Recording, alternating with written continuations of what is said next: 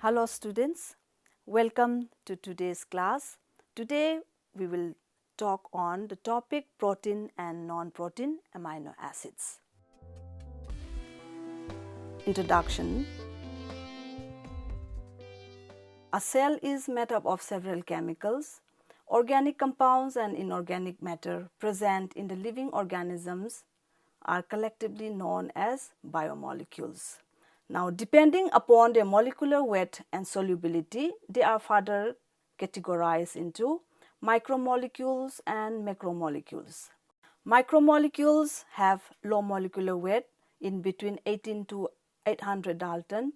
They have higher solubility, simple conformation, and amino acids belong to this category of micromolecules. Amino acids are nitrogenous compounds and constitute the building blocks or the monomers of the protein. Now let us take some examples of macromolecules, and they include proteins, DNA, starch, cellulose, etc. Now over 170 amino acids are currently known to occur in cells and tissues. Of these, 20 different amino acids are constituents of protein and are called as protein amino acids. The remaining ones are the non-protein amino acids. Protein amino acids. Protein form a very important class of biological molecules constituting a major part of animal nutrition. They are the agents of biological specificity and play structural and functional roles in the living organisms. As structural components, they are abundant in muscles, blood cells, bones, and biological membranes. Functional proteins include enzymes, antibodies, and many hormones which carry out roles such as chemical reactions, defensive work, and coordination. Protein on complete hydrolysis yield 20 L-alpha amino acids and are known as protein amino acid. In proteins, the alpha carboxyl group of one amino acid is joined to the alpha amino group of another amino acid by a peptide bond. Many amino acids join by peptide bonds to form polypeptide chain, and each polypeptide chain has an amino N and a carboxyl N. The amino acid sequences of proteins are genetically determined. The sequence of nucleotides in DNA specifies a complementary sequence of nucleotides in RNA, which in turn specifies the amino acid sequence of a protein. Now let us come to the structure of amino acids. All amino acids contain at least one organic acid group, a carboxylic group represented by COH, an amino group NH2, a hydrogen atom attached to a central carbon atom, which is also bonded to a variable hydrocarbon or alkyl group of varying structure, size, electric charge, etc., represented by a R group. The carboxyl carbon of an amino acid is numbered carbon number 1, and the carbon atom to which both COH and the NH2 groups are attached is known as the alpha carbon. Next, we will take up the topic on the stereoisomerism of amino acids. Except in glycine, the alpha carbon in amino acid is asymmetric as it is bonded to 4 different groups. They have been distinguished as D and L amino acids according to their structural relationship to D and L glyceraldehyde. Now next we will see on the classification. How we can classify amino acids. First we will take up on this depending upon their structure and reaction. Amino acids are classified into the following types. Number A, we have the neutral amino acids. These are monoamino and monocarboxylic acids. And some examples are glycine, alanine, leucine, etc. Then in B, we have the acidic amino acids. and these amino acids are monoamino dicarboxylic acid. Example, we have the aspartic acid and the glutamic acid. And in C, we have the basic amino acids, and they are diamino monocarboxylic acids. And examples are arginine, lysine, histidine. And in D, we have the sulfur containing amino acids, and these amino acids sulfur in their structure. And examples is cysteine and methionine. And in E, we have the amidic amino acids, and these groups contain amide groups, and examples are asparagine and glutamine. And in F, we have the aromatic amino acids.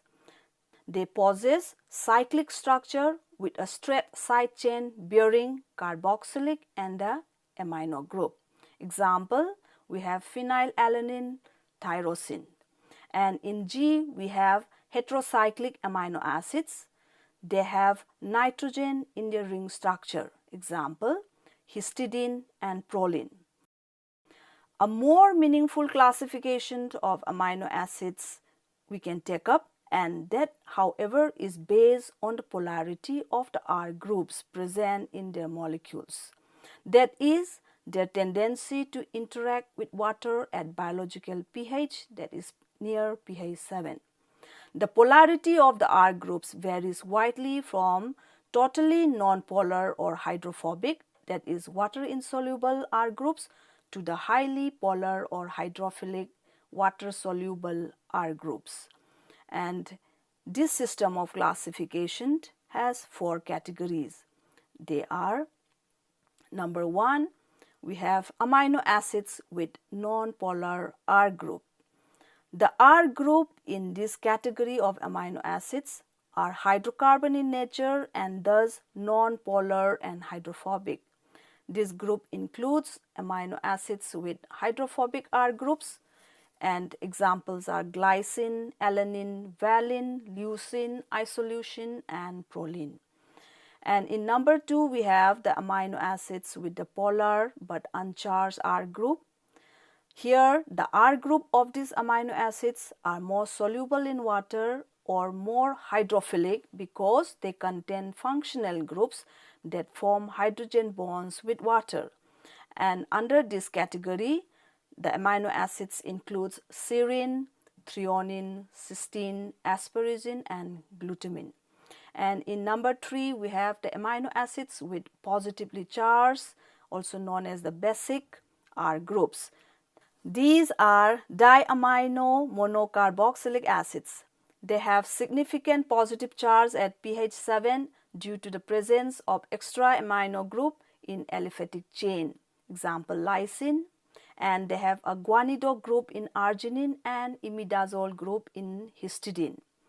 And in number 4, we have the amino acids with negatively charged, that is acidic R groups. These are monoamino dicarboxylic acids. They have an extra carboxyl group resulting to possession of an additional negative charge at pH 7. Aspartate and glutamate belong to this group. Non-protein amino acids. Besides the 20 amino acids, there are many non-protein amino acids. These amino acids occur both in the free state as well as in combined state, but not in the natural proteins. Many are found as products of intermediary metabolism in the form of intermediates. For example, we have ornithine, L-citrulline, which are involved in the urea cycle. Some are formed by modification of common residues already incorporated into a polypeptide. Homoarginine and diamino titaric acid serve as a source of nitrogen. Beta-alanine is derived from aspartic acid and found in the vitamin pantothenic acid. Gamma-aminobutyric acid, GABA, is found in brain as inhibitory neurotransmitter. Again, we have aminopimelic acid, which is also an intermediate of lysine synthesis. Then 2 derivatives of serine, azathioprine and cycloserine, produced by streptomyces, behave as antibiotics. These are 2 more naturally occurring amino acids which are less common. They are hydroxyproline, found in plant cell wall and in collagen protein, and another is hydroxylysine, also found in collagen.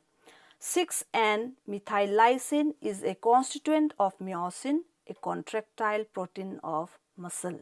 Amino acids show various physical and chemical properties, and they are mainly due to the amino, carboxyl and R functional groups. Let us come to the physical properties.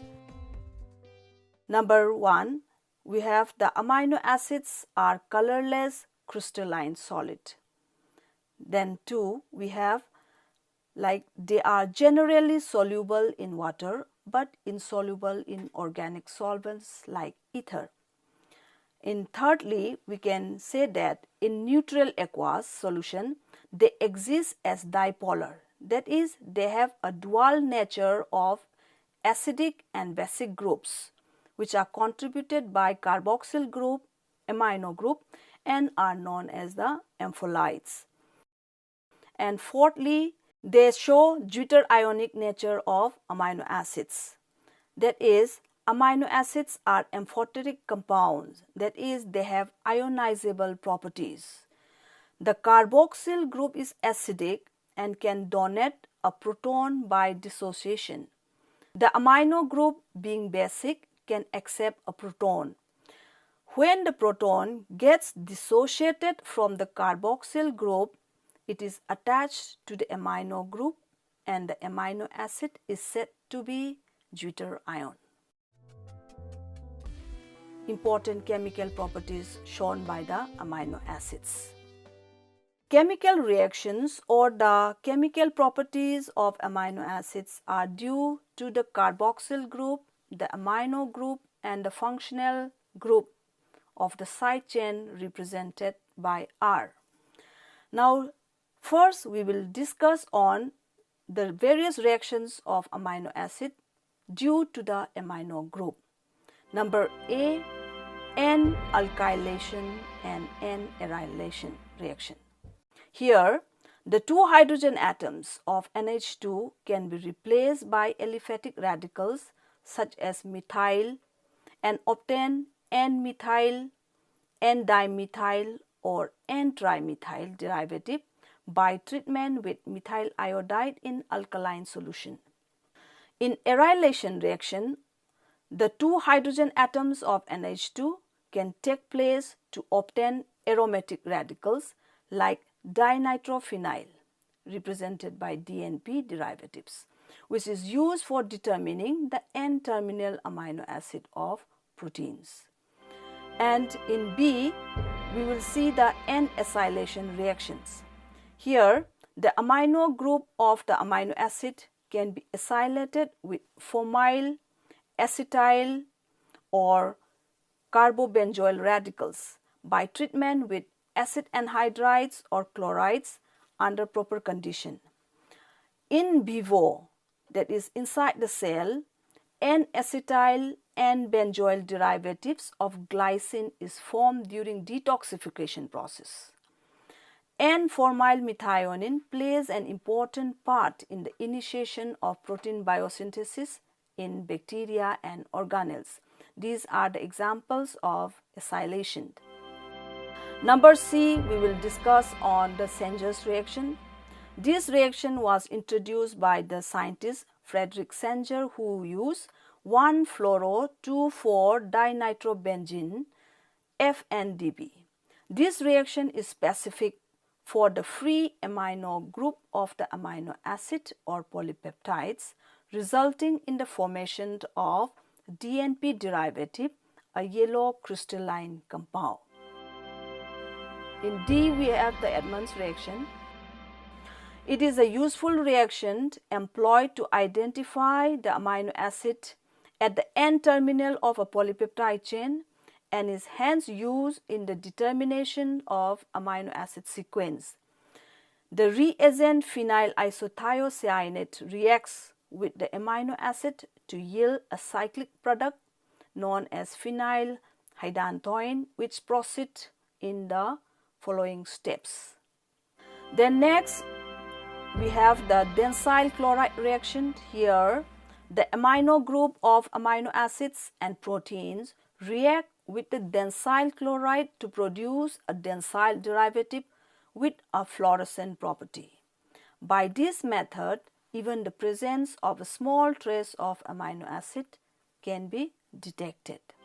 And lastly, we have the action of nitrous acid. Nitrous acid reacts with the NH2 group to form the corresponding hydroxyl acid, liberating nitrogen, which can be titrated. This is the principle of Van Slyke method for the determination of the free amino group of amino acids, peptides or proteins. Now, let us see or discuss on the various reactions which can take up due to the presence of the carboxyl group. In A, we will see formation of salts. Amino acids form salts when titrated with base, that is, we can take an example of NaOH in alcoholic solution. This property may be used for titrating amino acids, but due to the weak dissociation of the carboxyl group, high pH value of 11 to 12 must be reached to obtain total saturation. And B, we have the decarboxylation. Decarboxylation can be carried out in the laboratory by heating, preferably in the presence of barium hydroxide. The carboxyl group of alpha amino acid may also undergo enzymatic decarboxylation to yield a corresponding amine in the large intestine. Biological amines are important compounds which participate in various physiological reactions. Some examples are histamine, tyramine, tryptamine, etc. Then in the C, we have the acylation reaction. The carboxyl group of amino acid can be acylated when treated with phosphorus pentachloride PCl5. In D, we have the esterification. The carboxyl group of amino acid can be esterified with an alcohol in the presence of dry HCl to form the corresponding esters. Amino acids can also undergo deamination and transamination reaction, causing the removal of the amino group. The Ninhydrin reactions shown by the amino acid. Ninhydrin is a strong oxidizing agent which is able to carry out oxidative decarboxylation of amino acid to yield carbon dioxide, ammonia and aldehyde and a reduced form of ninhydrin. The amino acid is first transformed into an amino acid which is further hydrolyzed into an alpha keto acid and then gets decarboxylated into one carbon atom less aldehyde. Identification of the obtained aldehyde determine the amino acid. The reduced ninhydrin reacts with additional molecules of ninhydrin in the presence of ammonia produced in the first reaction to yield a blue-purple colored product which is quite specific, showing an absorption in the vicinity of 570 nanometer.